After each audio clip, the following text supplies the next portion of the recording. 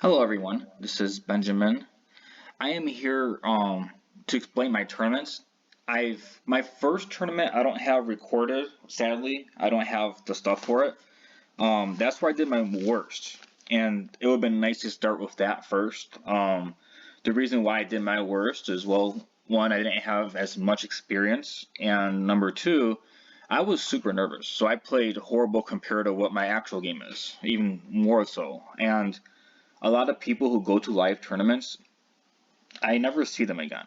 And I'm wondering if they get so discouraged that they don't come back. But if you come back, usually after your second or third tournament, you start to shape up, and then you start playing your game more normal. I believe that's how it works for most people. But if not, then it's just me.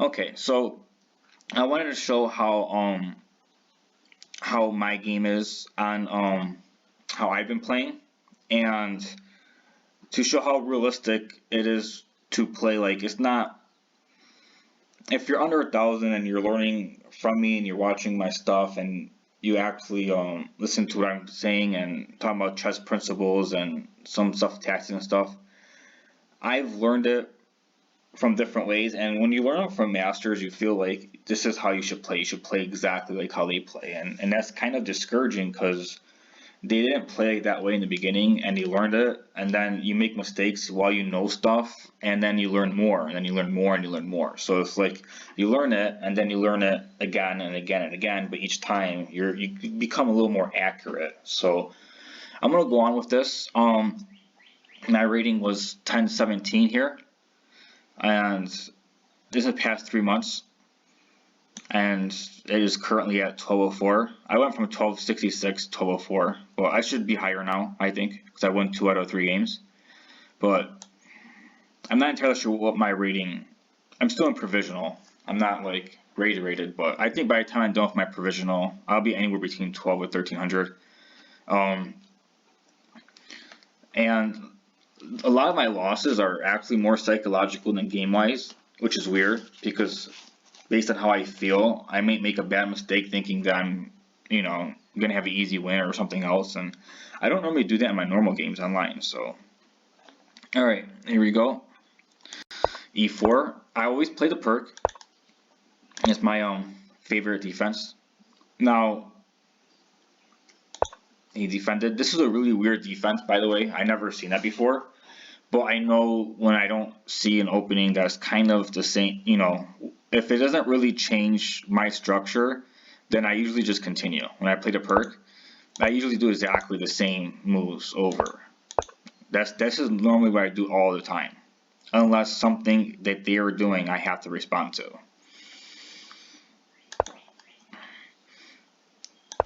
All right, so he has a little bit more center, but his pawns are kind of, I think they're extended. But this is actually fine for him. And normally I move my queen to one of these 3 squares, one of them. I chose here because I was thinking about, when I move my queen here, I'm thinking about attacking over on e5 usually. Usually at some point I move my rook over, my pawn up, maybe even have my knight help. That's why you bring my queen here. When I bring my queen to a5, it's usually to pin the knight and possibly win this pawn.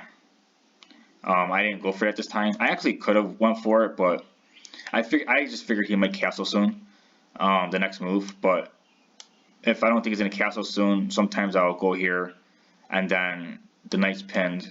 And sometimes people don't see that because it's a really odd thing to do. Just for a pawn. Most people notice pins and stuff when it comes to more advanced things, especially early on. Okay. I've been learning more and more how to take advantage of small things like that, so that's why I brought it up. Alright.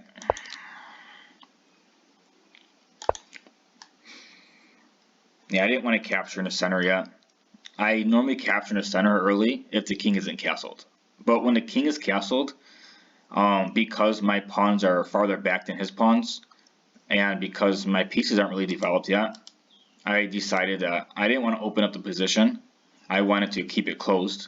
to give myself time to develop, because I didn't want to start a tactic battle where my pieces aren't really out yet. So that's kind of what I was doing. And then I'm going to do a computer analysis after this to go over, after talking about my thoughts and everything that I was doing at the time.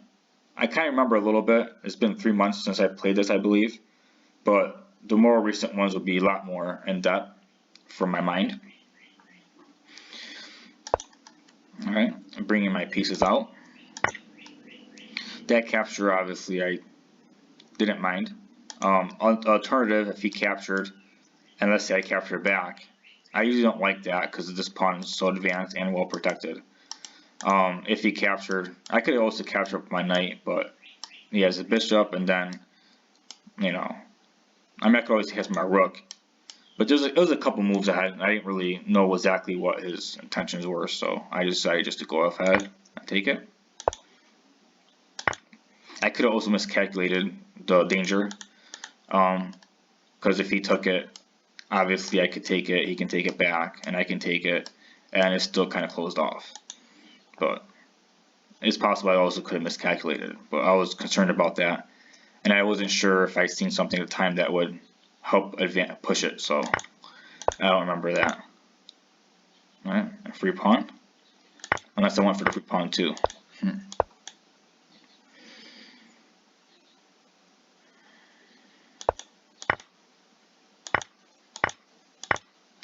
Now I don't understand why I did that, because of these are still here.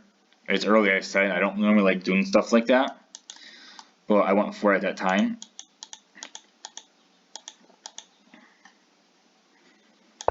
I mean, it's very possible I was focused on the idea of his bishop, but I'm not entirely sure. I know I was taught bishops are better than knights, so it's very possible that I could have did that exchange. And then here, where would I put my rook if I don't take this rook, you know? It's very possible that I did that without considering this development. Yeah, when you have choices of different principles that you learn, a lot of times I do make mistakes. I can teach them, I can talk about them. When I play against a computer, especially 1200 rated and under, I always get like a 90% or higher accuracy, so I'm usually correct on which ones to use and why. But it's like, when you know a lot of them, sometimes you don't know which one to focus on or which one's better in the position, and that's okay, because when you learn them, you can't practice them until you learn them, and then after you learn them, when you practice them, of course you don't get them right because you're not used to it, so sometimes you're going to get them wrong, sometimes you're going to get them right, and that's not like discouraging. That's basically, obviously you learned them, so therefore you're able to think about it, and then you got to figure out when not to apply which one and why. That's obviously very important as you're learning. So let's go ahead. And I developed finally. That was my goal along. Develop my pieces. Just took 22 moves, which is actually very long for me. Yeah, that was just bad. He just blundered a piece, and it's weird to see in person, because like in the computer it's easier to, I think it's easier to make mistakes in computer than in person, because in person you can see the board and you're filling the pieces and you're moving them.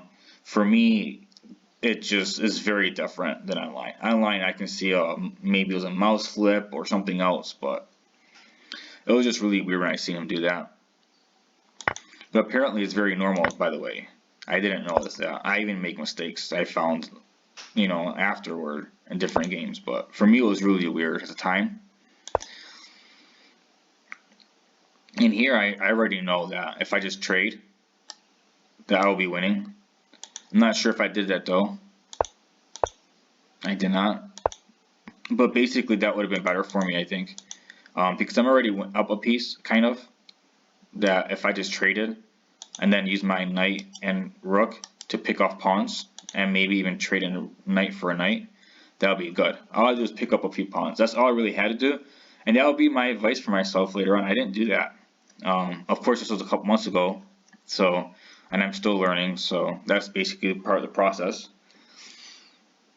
I'm probably gonna notice more of my mistakes as I do this. I didn't go over this myself before you guys because I wanted to be fresh, you know, I wanted my fresh thinking, and then after that I was gonna use the computer analysis to go over it to see how well I thought about it.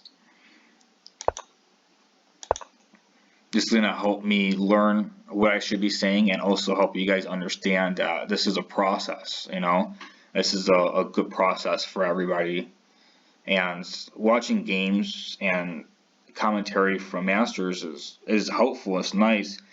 I think it's also can be discouraging because you feel like you should get it perfect all the time by watching them do it, and it's like, no, you're gonna learn how to do it. They've already learned so much on when and why that they're going to, but they can't really explain why it's better than something else and why someone might get it wrong because of this, because they've already far beyond that.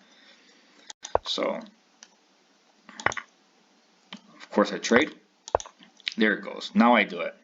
I knew I was going to do it eventually. I probably should have did it earlier. Maybe I realized it and then decided, you know, not to. Apparently, there was this right here was a fix. Apparently, that might have been better for a passed pawn because I had this pawn too. This was a fix. I believe this was from. Where's 2 members from FM Vega? Alright, he Alejandro, he helped me a little bit with my games and taught me quite a bit, so I'm very helpful. I'm grateful for that. But this right here was his fix. He said I should have just captured here, and I would have went through. So now that I did that, let's do a computer analysis. I don't like using computer analysis too much because I like to try to understand what I'm learning. If you like do computer analysis immediately and then try to figure it out, you don't get to see and feel your thoughts and what you believe about the game and what you should or shouldn't have done. It's good to go over it and then do the computer analysis to be like, wow, I was thinking correctly, or no, I wasn't thinking correctly, and then what should I be thinking? Like, that's helpful, you know, to do your own and then the computer, like to help you like understand your thinking. Let's go ahead. Okay, so that was a mistake for his part. I just continued, which is perfectly fine. C6 was inaccuracy. C5 was better. I mean, E5 was better, apparently. Let's go over that. E5, D5, E5. That's why I didn't like. No, I don't know if I would ever see something like this because he can get this pawn for free, and because he can get this pawn for free, I don't see like what would the response be, right? What would I do after he gets that pawn for free? I mean, I guess maybe the rook over, and I'll be threatening this pawn because if he moves back, I get to take this pawn. And yeah, if he opens up, bam, bam, yeah, that actually would be okay. And this is a bit more in depth for me. I don't think in depth like this in my openings, but it's something to be mindful of. Obviously, if he takes and I threaten, and my knight's threatening this piece, and he moves away, I can take this pawn back, and the position will be open, and he's not castled. So that is something that that I should try to look at in the future and try to keep in mind. So little stuff like this is important in your own games because, for example, if you don't play this position, you don't play this opening, learning this isn't gonna really do much for you. But learning it in a position that you're gonna be in would be like the tactic is there, the principles are there. But if you're using a different opening, sometimes it might be bad in your opening compared to this one. You know, that's where different things fall into play. So it's important to study your own type of openings and games that you're going to be involved in. So if you like the perk, this is perfect for you to try to remember. but this is the line that it recommended. Okay, so he was wrong for that, b3. I already felt it was off. Knight to h5. Let me see what else I did. Oh, that was it. That's really weird. I probably would never remember this, especially in this position. I don't know why you consider this good, but I don't expect my opponent to make a setup that's not book moves like this. So there's no reason, really, any reason for me to remember something like that. Trying to remember everything is going to be too much anyway, so you have to be very general and find out what 80% or 70% of your mistakes are like and why, and then narrow it down and then learn them. And then you have your other pool that you didn't learn from yet, and then you like tweak it, you know. Perfection immediately is, I think, discouraging. This is a drag. It's really hard. I'm not able to do it. I don't know anyone who has like immediately master stuff after making mistakes. You have to obviously make them because you didn't understand them, and then try to get a very good generalization that you feel is best for you. So here we go. E5 wasn't that great. This time it was C5. I honestly, I used to have trouble with this, and I still do. I don't know when is which and why. I still have trouble with that. I'm not even going to pretend that I understand, even if I go over it. I'm not even going to pretend that I can understand why this is better. You know, like I don't want to do that because it's not very honest. I always had a trouble with that.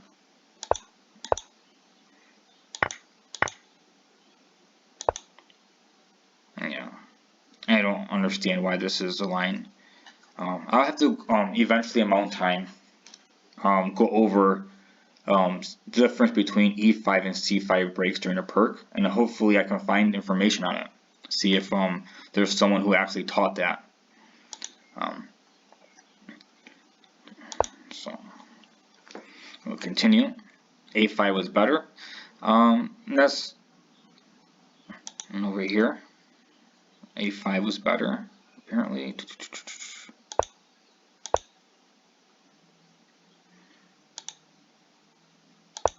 Yeah, with this being here, I don't understand. Unless they're just worried about pushes on the queen side, you know?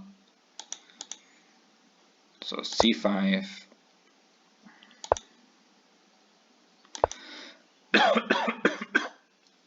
Excuse me. All right. That was a blunder. All right. Well, I'm glad I was correct on that capture. I wasn't really sure.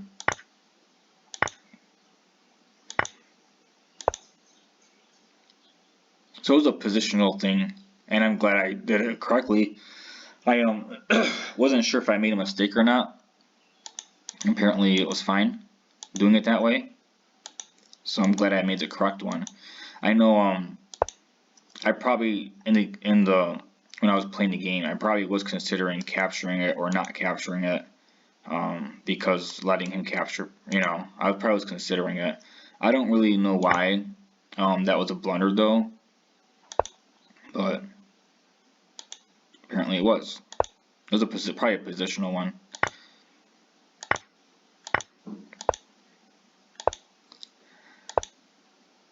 And I played almost perfectly after that, so those captures were fine.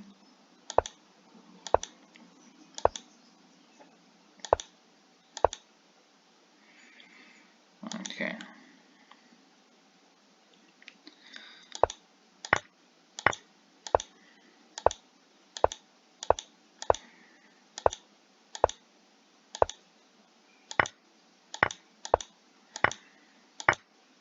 Okay, so basically it thought I did well after that point, so I'm not gonna do the same explanations I had last time when I was going over it. So I did not realize that that was even a blunder, the F4 or the knight was. I just felt like I had something going on that I could probably continue on. I definitely noticed the rook move was a blunder, for sure.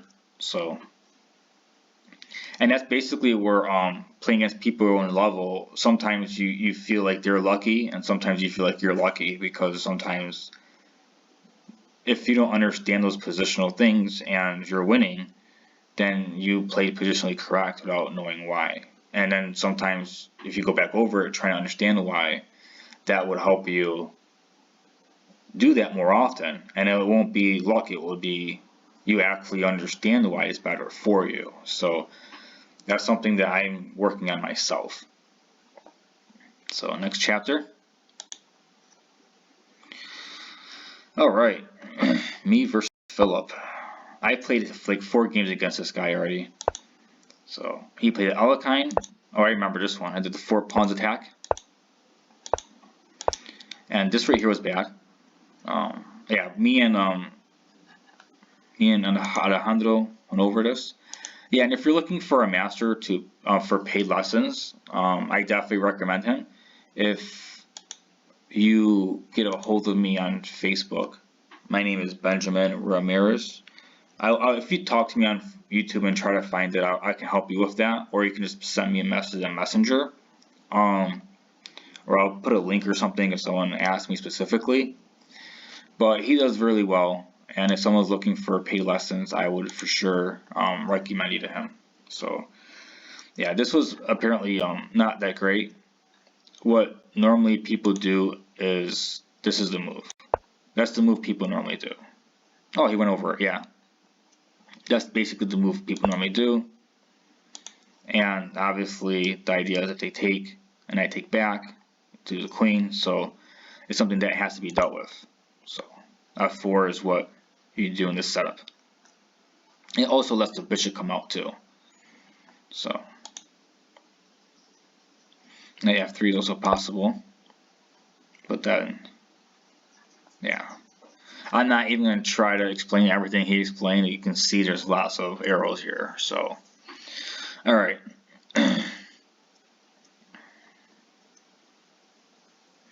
And the move that he played after d4, e6, I played f4, and he played g6, which is really bad. It made a lot of problems on the dark squares. I'm attacking these squares. Even if his bishop comes out, which doesn't make any sense, everything is covered. So the bishop basically becomes useless. So it's almost like playing without a piece. Unless you can find a way to make your bishop useful, you basically have one less piece in the game. And he also blocked his light square bishop from coming out as well. Because normally in Alekhine, the bishop comes out here because I have a weakness here where my pawns can't block. So it actually makes my, and you know, my square is weak. So he didn't do that to me. So knight f3, h6, which he probably wanted to prevent my knight from coming in, but it's also creating more problems for him. Bishop d3. I was just simply devaluing my pieces, what I was going for. And obviously he can't, you know, he has lots of problems. And he can't really, if he castles, he obviously, a move like that would be really bad for him. But, yeah, so there's, he has, I don't know, it was just really bad for him because none of his pieces are, he's not developing his pieces at all. And he's moving the pawns in front of his king, which he might be castling kingside, it looks like. Because he has, I mean, he can't castle queenside, it's not developed. And it's all problems here, so. Because I can advance my pawn, that's what it was. If I advance my pawn up, obviously if he takes it, that's bad. And if he moves up, that's bad. Because then I can take it. And he can take it back. And it's a big mess for him. So, and this is all positional stuff. It's not even,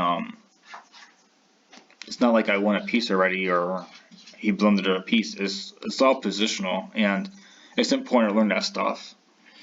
More importantly is tactics, because you can have a good position, mess up a tactic, and then you lose the game over it, depending on, you know, your opponent. So, all right, c5. I think I was supposed to, yeah, I moved here to develop. I don't think he liked that. I think he believed I should have captured, and him capture back,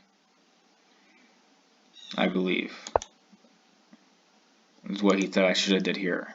And even though I had this right here, my knight can come over and have control over these squares. So it was fine for me because, yeah, I wasn't thinking very long term.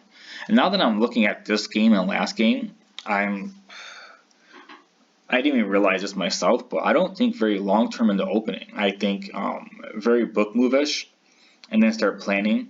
And I don't think very strategically long term. So I'm glad I'm going over this with you guys. But this is something that you need to do for yourselves too, is go over your games. You know, the best way to go over your games is to play games 30 minutes or longer. Play 4 of them. And then after 4 of them, try this. Try to put it in the chess.org, like a private study. You know, you can go to studies and you can create your own chapters for your, and you can just keep it yourself, you know, and put all your games that are 30 minutes or longer and try to go through with it, and then use the computer afterward, and after you go through with it and try to understand it, if you're interested in trying to improve your game as you're playing it.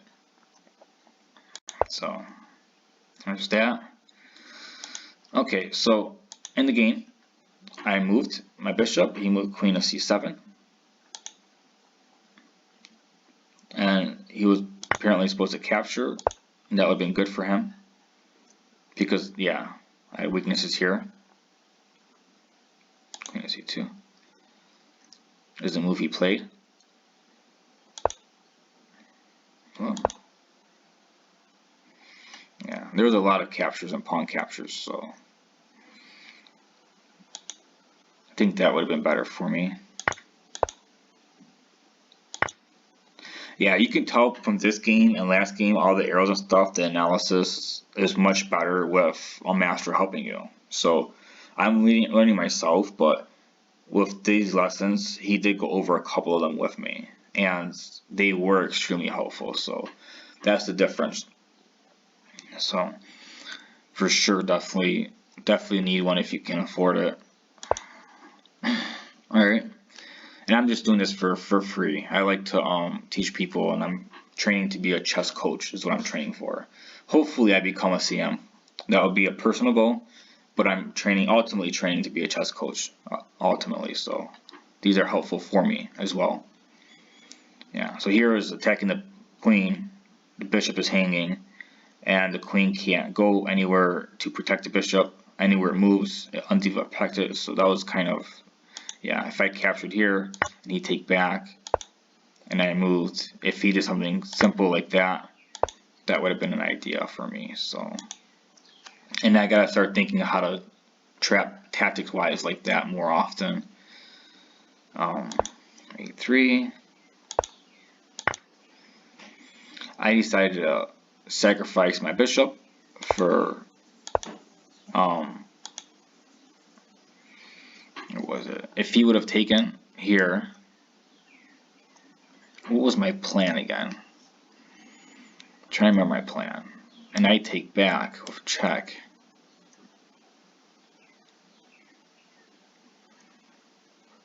I forget what my plan was here. I really do.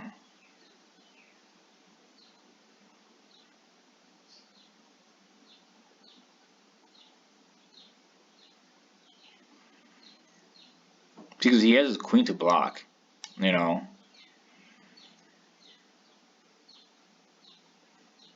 I think my plan was to, after he takes and exchanges, after he takes my bishop and I go here and call check, I believe because all his pieces are over here, my plan maybe would have been to castle and bring my rooks in and do a pawn storm before his pieces can come back to defend his king, because it would have taken a couple of moves, like a lot of moves, to bring his knights back in the game. So sacrificing a bishop for these unactive pieces, I think is what I was thinking about. And because he didn't take it, I decided just to move back. I got a free pawn, and I have an attack so his king side is kind of off. Of course, he castles. I leave it here illustrating that he was able to come in and attack that way. And this pawn break here for me. So basically, the ideas would be him to attack here, and for me possibly have a pawn break. I castled, and his bishop was still useless. I think he was illustrating to me how useless his bishop was the whole entire game, and how my pawn formation was, and how he moves his pawn up. Early on, it was basically a bad bishop, and he reminded me that that bishop basically stayed that way for that game. I believe he thought I should have castled kingside instead of queenside. One, because I mean, like, I attack it, I wasn't in any danger, and I could easily just have pushed up to b4, and his pieces really aren't doing anything, but I would have been able to probably come up for attacking at some point. Me, I didn't like it because there were so many pieces and it was too complicated for me. But apparently I had a way better chance to attack him than he had to attack me. His bishop couldn't do anything, and his rook, it would attack by itself. And even if he brought his bishop in to attack, it would have been a couple of moves. Rook over, one move, 2 moves, 3 moves, 4 moves before anything. And by that time, I should already have something going. So that's pretty much it. And the bishop moved to a square that it wasn't going to be doing anything. That would have been a little better. So I'm glad that he didn't do that. F5. Yeah, I also noticed when I do self-analysis, I don't look at everything that they're doing that's wrong. I'm kind of looking at what I'm doing and what's wrong or correct for myself. Looking at what they're doing is wrong is important, because if you're not practicing it, you might not see it during the game as often. And I think that's something that I've been doing. I've been doing it during the analysis as well. So it's a self-practice.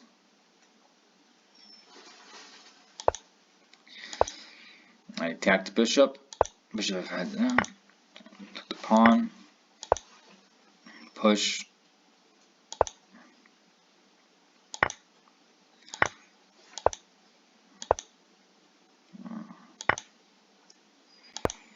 I don't want to do a computer analysis on this one because I already had him go over it with me. I'll do a computer analysis on the ones that he didn't go over with me to help look over things. So I attacked. I knew his bishop was useless. Like, I literally kept it useless the whole game. That was actually kind of a little fun to do. I do enjoy that. That would have kept my pieces, you know, that would have been better for me to use this knight instead of that knight.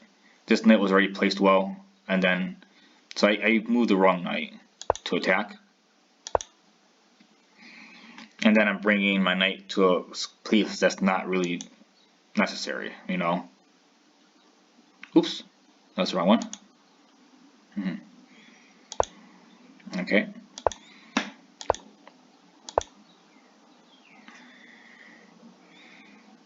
Yeah, that was kind of not really a great idea.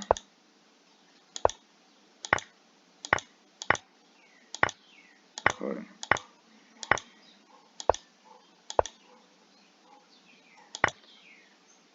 Yeah, he just completely missed that. He was I remember in this game he kept looking at my eyes, trying to see where I was looking in the board, and I purposely, when I moved this move, I purposely started looking at this side of the board. Like I had a plan going, and he moved his king and I like won his piece, and that was basically it. So yeah, I did that to him because he kept looking at my eyes. I remember that. I was kind of, yeah, if you're playing a live tournament and someone keeps looking at your eyes, sometimes, like, if you know what you're doing and it's on their time and their turn, a lot of times don't give an indication of what you're doing. that was very helpful for me, made it faster. So that's my second game. Third game. Alright. He also helped me out with this one. This was a tied game. I actually was losing this game, and he didn't realize it, and I knew I was losing the game. This was the third game. This was in quads, so it was 3 games, and I didn't do so great. I had 1 win, 1 loss, and 1 draw, and this draw helped my rating up because I think he was like 1200 or something like that. But the perk, and yeah, this is a classical variation, and basically white has a lot of ways to extend, and black is very, focused over here. So it's gonna be very difficult for me to explain this. But basically the ideas are, normally I can move the pawn up to attack the bishop and to extend on the queen side. And of course he would have to move his pawn up to move his bishop back this way, so to keep his attack on this side. So that's basically, I know for the knight capture here, if he captured back, I can move my pawn up to fork him, and also if I have the queen here, it'll be blocking the knight, which might have a free pawn. So it depends on all that weird stuff. But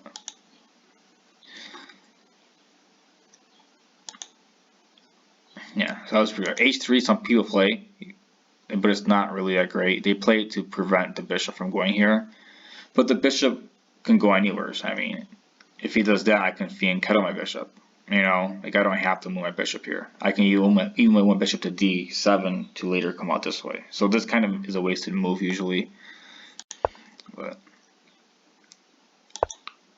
castle, knight takes e4, which I end up doing. A lot of people get confused when I do this. When I captured it, like they're not expecting me to capture the pawn, and then they wonder if I blundered, and then after move here, they feel like did they blunder? It's really weird to see people's faces when I do that. And here I play c6, which was questionable. c5 was better to open up the diagonal. Even if he took it for free, it wouldn't matter because I have his great diagonal. His bishop's not going to develop very easily unless he basically moves up, and it's just, it gives me more space and freedom, and my knight can move in pretty easily. So my knight can actually move in to attack this pawn after, and then how's he going to defend it? Is he going to like bring his pawn up? What I'm saying? Like how he can't because of the rook. c5, if he takes, I attack, he can't come up because of that. So it's just, yeah. So I try to keep that in mind. So I don't remember if I ever did. I don't think I had this exact setup before happen again, but it's definitely something I wanted to keep in mind.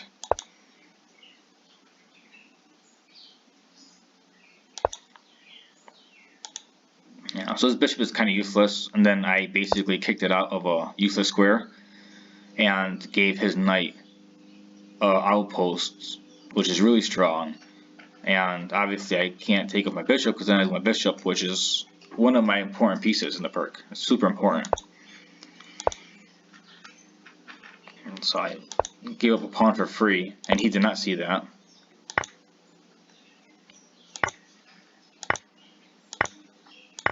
And a lot of traits. Yeah, so I basically put myself in a bind of all this. And that was a blunder. And I didn't even realize that I blundered that bad. I decided to take his rook, and I was my demeanor and my attitude was like everything was fine, and I was like kind of like moving my arms like a little bit like I was listening to music in my head. I was doing that a couple moves ago before this happened, so it wasn't like I just started doing it. And when this happened, I continued doing that, and he started to get he just moved back, and we ended up agreeing to a draw here. He didn't know what to do, and it was a third game, and normally the games are like 40-minute long games and 5-second delay. So playing 2 games over an hour and a half, well, 1 game is about an hour and a half because 40 minutes each side. So after 2 games, after 3 hours of playing and playing this game, he wasn't sure what to do here, so he offered a draw and I accepted. And I'm happy because that would have been pretty bad for me to continue this. He probably didn't know what to do. I mean, my plan was to bring my rook in and attack his A pawn. That was my plan. I was gonna just come in and attack. And if he would have, let's say, moved his queen out the way for anything, it was to take it. And then after that, try to use both my rooks and my knight to pick up the pawns, because he only has 2 defenders and I have 3 attackers, even though the queen is better. But I felt like I can maybe coordinate it. I was in a worse position though. I knew that I would have a hard time, and I would need to really coordinate extremely well for something like that.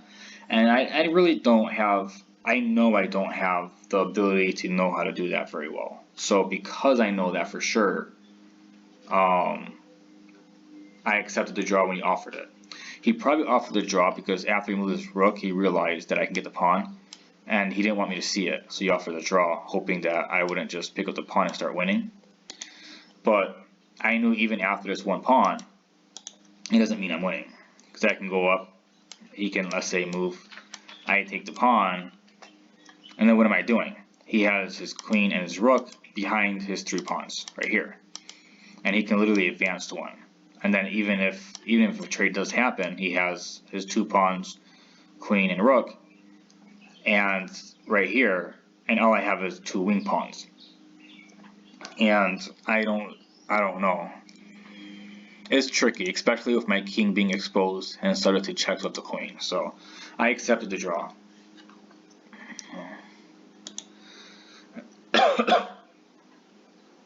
Opening report.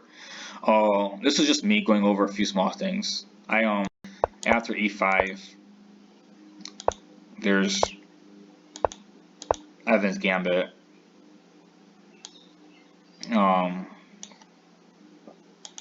If knight to f6, I like Alekhine. Yeah. So I was looking at different variations for something like that. If e6, knight to f3, d5, if this, that. I was looking at different things that I can do, but I kind of, this isn't my opening report anymore. Most of it is, some of it isn't.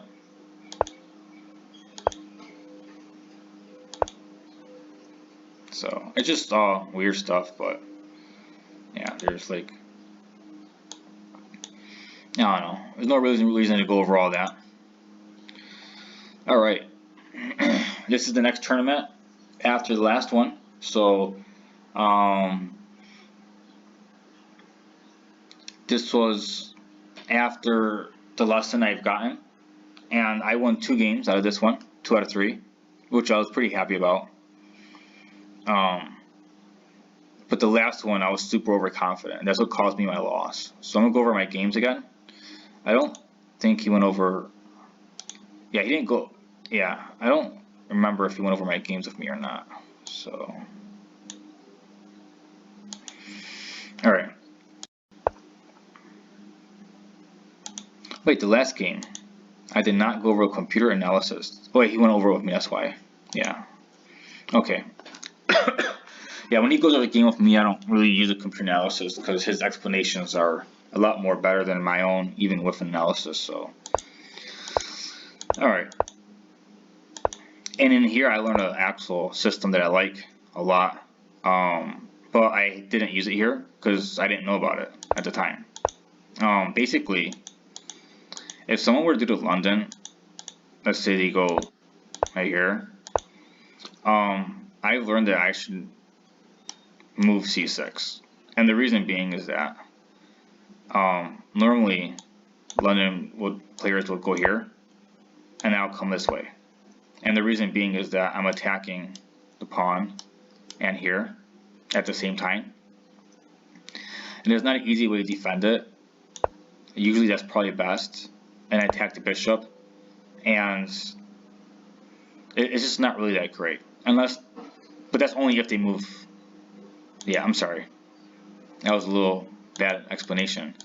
It wasn't a knight move here, it was if they moved e3 here, not the knight move. And then it's not difficult to defend here, and then after that the knight gets picked off. Like, that was something I learned after this game on my own, that I probably should have, because I'm so used to playing the same moves over and over again that I'm not looking for advantages. So for me, this is super important.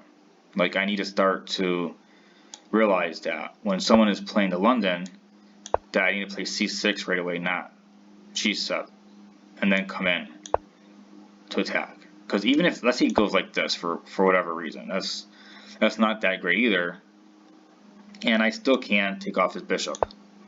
You know, like, it doesn't really matter how he defends this piece right here. I'm going to be able to attack his bishop. So that is something that I'm definitely working on. But it took a couple games. It took a couple tournaments for me to realize that. Normally, like, this ad is here.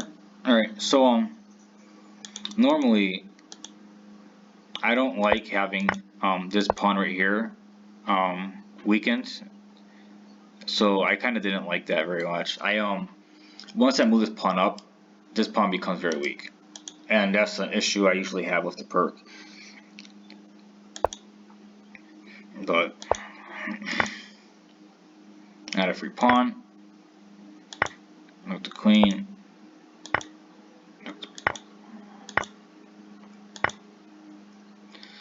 And if you look at the material after all those exchanges, I have 3 minor pieces and he has 2.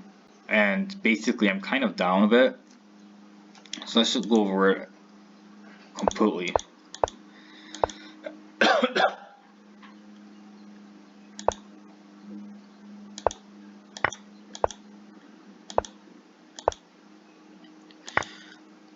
Yeah, when I took the pawn, I knew it was possible to trade right here, and I thought after here he would just take my knight and I'll take his bishop, but I didn't realize that he can attack my rook this way. So when I captured and he captured, and I took and he took, I also missed that instead of taking my bishop, he could have attacked my other rook. So it was just really bad that I missed the another option from him. But I continued on,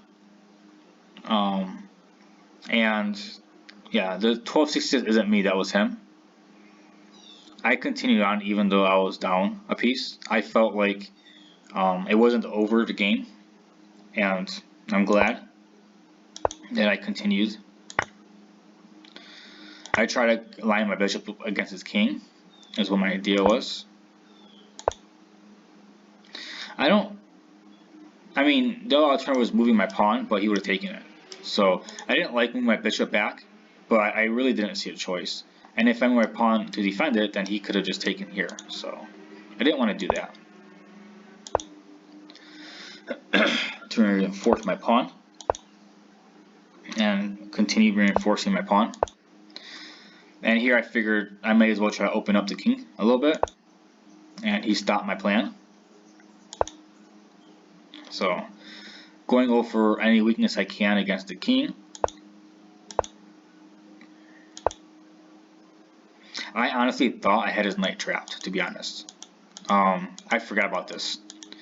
But when his knight was here, I just remembered that during the game I realized he had nowhere to go, and my king move was not really to help prevent it, but it was to help the center. But I did realize that he had basically nowhere to go, and I was trying to remove more squares from him, and the rook also takes away this square from him. I actually thought I trapped the knight, but I don't remember if I actually did or didn't here. Yeah, the pawn move prevented it. I didn't see that. I thought I had a free knight in the game. Yeah, I was kind of disappointed in myself. I'm like, I did all that work and calculating and moving this pawn and moving my rook over, and I'm like, I got this figured out, and I didn't have it figured out.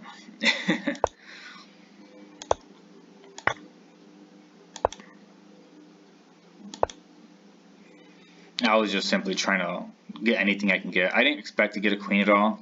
I was just trying to create more problems for him as much as possible. I knew the more complicated I made it, the easier it would be for me. Excuse me. And the reason why I accepted this trade was because I thought that maybe I can move my king in. I have all these pawns, and I felt like maybe I could make a queen because I had all these extra pawns, and he only had these 2 pawns. But I wasn't worried about it because if he moved up, I can just take it, and then this one would be blocked off. So I wasn't worried about it. So that was me trying to get a queen. Yeah. And his rook was trapped right here. And after that, I knew I could just go. Yeah, when his rook was trapped, I'm like, there's nothing that he can actually do. Like, I could have just left the structure like this and maybe gone over here to pick off the pawn. But I knew that the king couldn't really defend, because if the king were to move back to defend, I would take the rook for free. So I knew I can just go. I can just go. And he had to sacrifice his rook. That's why he sacrificed his rook, by the way. Is because he realized that it would have been game over in that sense. And having 2 pawns like this is also game over. But he played this out instead of the other line. But